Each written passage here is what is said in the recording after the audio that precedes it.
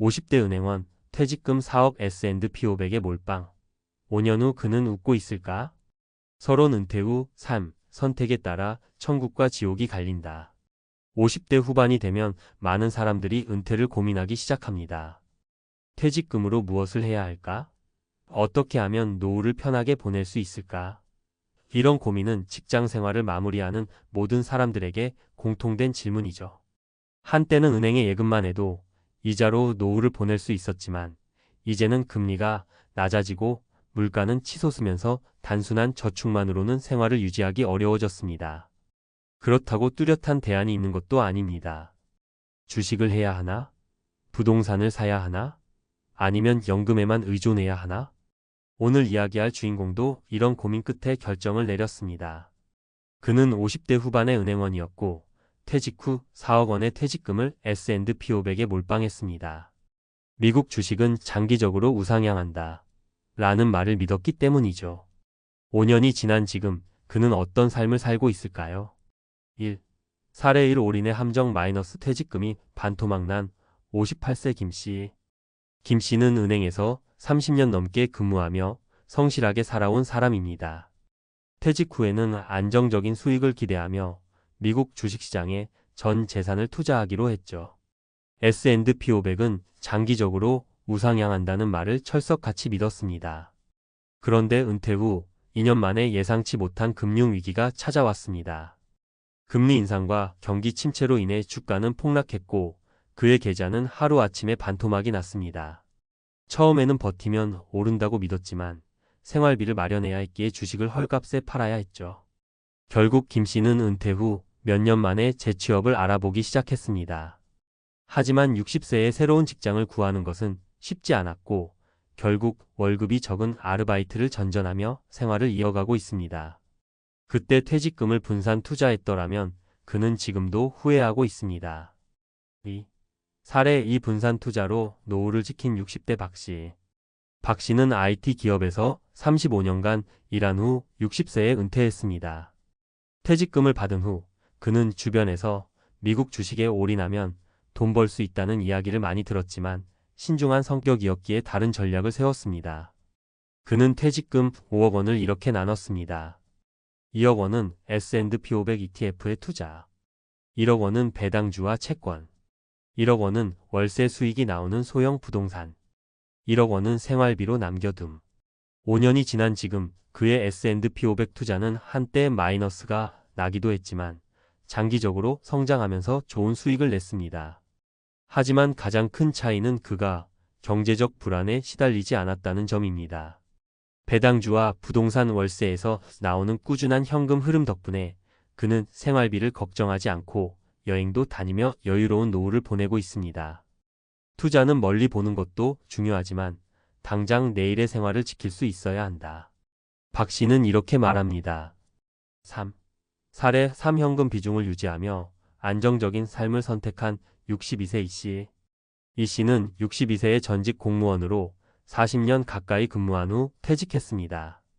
그는 원래 주식에 관심이 많았지만 은퇴 후 모든 자금을 투자하는 것은 위험하다고 판단했습니다. 그래서 그는 퇴직금의 30%만 S&P 500에 넣고 50%는 안전한 연금 상품과 예금에 두었으며 나머지 20%는 여행과 취미 생활을 위해 사용했습니다. 그 결과 그는 금융시장의 변동성에 흔들리지 않았습니다. 주식시장이 하락할 때도 그는 여유롭게 기다릴 수 있었고 생활비 걱정 없이 노후를 보낼 수 있었습니다. 젊을 때는 공격적으로 투자할 수 있지만 은퇴 후에는 안정성이 더 중요하다. 그는 자신의 선택에 매우 만족하고 있습니다. 결론 은퇴 후 투자는 다각도로 접근해야 한다. 위 세 가지 사례를 보면 알 수 있듯이 은퇴 후 투자 전략은 단순히 고수익을 노리는 것이 아니라 안정적인 생활이 보장되어야 합니다. 첫 번째 사례처럼 전 재산을 한 가지 자산에 몰빵하면 큰 손실을 볼 위험이 있습니다. 두 번째 사례처럼 분산 투자하면 시장 변동성에 덜 흔들리면서도 자산을 늘릴 수 있습니다. 세 번째 사례처럼 현금을 일부 보유하고 있으면 갑작스러운 위기에도 대응할 수 있습니다. 결국 은퇴 후 가장 중요한 것은 돈을 불리는 것이 아니라 안정적으로 오래 쓰는 것입니다. 퇴직금을 어떻게 관리하느냐에 따라 당신의 은퇴 생활은 완전히 달라질 수 있습니다. 혹시 지금 퇴직금으로 주식 투자를 고민하고 있다면 한 번 더 깊이 생각해 보세요. 당신은 5년 후 어떤 삶을 살고 있을까요? 은퇴 후 투자, 심리학과 경제학이 말하는 최적의 전략. 앞서 살펴본 세 가지 사례를 통해 우리는 퇴직금을 투자하는 방식에 따라 은퇴 생활의 질이 크게 달라진다는 것을 알 수 있었습니다. 그렇다면 이제 우리는 한 걸음 더 나아가 심리학과 경제학이 말하는 은퇴 후 자산 관리의 최적 전략을 탐구해 볼 필요가 있습니다. 단순히 개인적인 경험이 아니라 과학적 근거와 논리적 분석을 통해 은퇴 후 투자에 대한 통찰을 얻어보겠습니다. 1. 왜 몰빵 투자는 위험한가? 행동 경제학의 관점. 대부분의 사람들은 손실, 회피, 편향, 로스, 어버전 바이어스를 가지고 있습니다. 심리학자 다니엘 카너먼 데니얼 KAHNEMAN과 아모스 트버스키 에이머스 TVRSKY가 제안한 전망 이론 프라스펙트 시리에 따르면 사람들은 동일한 금액을 잃는 고통이 같은 금액을 버는 기쁨보다 23배 더 크게 느껴진다고 합니다. 즉, 주가가 오를 때의 기쁨보다 하락할 때의 두려움이 훨씬 강하게 작용한다는 것이죠. 이는 은퇴자들에게 치명적입니다. 이미 수입이 줄어든 상황에서 자산이 급격히 감소하면 심리적 압박을 견디기 어려워지고 결국 손해를 확정짓는 매도를 하게 됩니다. 경제적 현실과 심리적 압박이 결합하면 불리한 결정을 내리게 된다. 따라서 전 재산을 하나의 자산의 S&P 500에 몰빵하는 전략은 위험하다. 해결책 분산 투자를 통해 심리적 부담을 줄이고 손실을 최소화할 수 있도록 해야 합니다. 2. 4% 룰과 현금 비중, 안전한 노후를 위한 재정 원칙. 은퇴 후 가장 중요한 것은 돈을 오래 쓰는 것입니다. 그렇다면 과학적으로 입증된 은퇴 자금 인출 전략은 무엇일까요? 미국의 금융연구원 윌리엄 방겐 윌리엄 BNGN이 제안한 4% 룰. 더 4% 룰은 은퇴 후 자산을 지속 가능하게 유지하는 가장 대표적인 방법입니다. 4% 룰이란? 첫 해에는 전체 자산의 4%를 인출하고 이후에는 인플레이션을 반영해 인출 금액을 조정하는 방식입니다. 이 원칙을 따르면 30년 이상 자산을 유지할 확률이 90% 이상이라는 연구 결과가 나왔습니다. 4% 룰이 효과적인 이유. 주식과 채권의 적절한 배분을 통해 자산이 지속적으로 유지될 가능성을 높이기 때문입니다.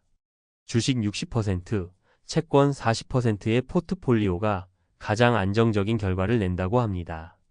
해결책 은퇴 후에는 일정 비율의 현금을 보유해 시장 변동성에 대비하고 연간 인출 비율을 전략적으로 조정해야 합니다. 3. 장기 투자와 복리 효과. 왜 조급하면 안 되는가? 워렌 버핏이 강조하는 복리 컴파운딩의 힘은 은퇴 후에도 여전히 유효합니다. 하지만 복리 효과가 극대화되려면 시간과 인내가 필요합니다. 예제 10년 후의 차이.